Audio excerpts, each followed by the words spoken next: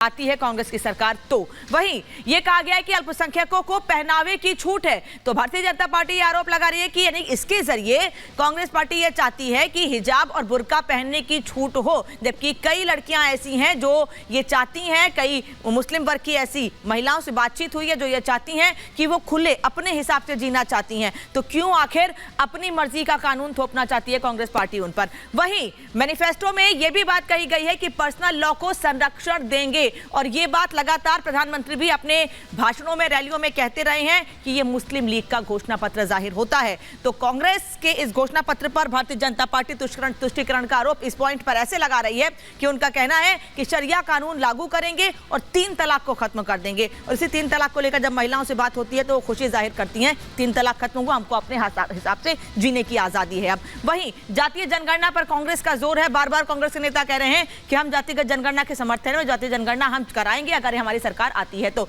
अब तुष्टिकरण का आरोप कैसे इस पर लग रहा है ये आपको बता देते हैं।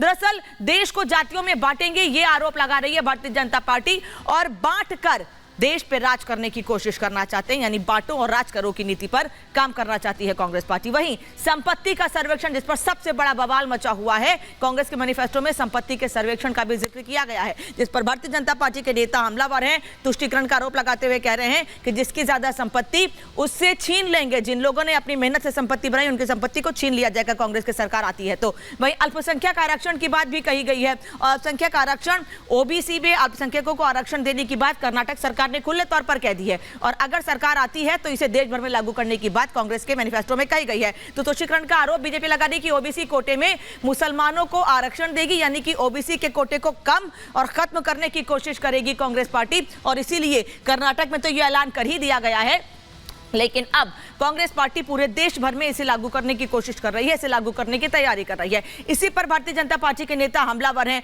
अब तो बात यहां तक पहुंच गई है कि जो खाने की छूट की बात कही गई है कि अल्पसंख्यकों को कुछ भी खाने की आजादी देंगे, इस पर सीधे सीधे उत्तर प्रदेश के मुख्यमंत्री योगी आदित्यनाथ सिर्फ यही बात कह रहे हैं कि इस तरीके से गौकशी को छूट देना चाहते हैं, गौमांस खाने को बढ़ावा देना चाहते हैं। हम एक तरफ बीफ बैन की बात कही जा रही है भारतीय जनता पार्टी की ओर से, तो वहीं दूसरी और कांग्रेस के नेता ये कोशिश कर रहे हैं कि गौ मांस की तस्करी को बढ़ावा मिले, गौ तस्करी हो और इस पर उनका फोकस है। इसीलिए कुछ भी खाने की आजादी आने वाले समय में देना चाहते हैं। साथ ही कुछ पिछले दिनों हमने आपको दिखाया था कि एआईएमआईएम के नेता भी किस तरह से एक जगह पर गए थे और उन्होंने काटते रहो शब्द का जिक्र किया, जिस पर बीजेपी के नेता हमलावर थे। अब इस रिपोर्ट को देखिए कि कैसे कांग्रेस के मैनिफेस्टो पर एक एक पॉइंट पर भारतीय जनता पार्टी हमलावर है और कांग्रेस सफाई देते नहीं थक रही है।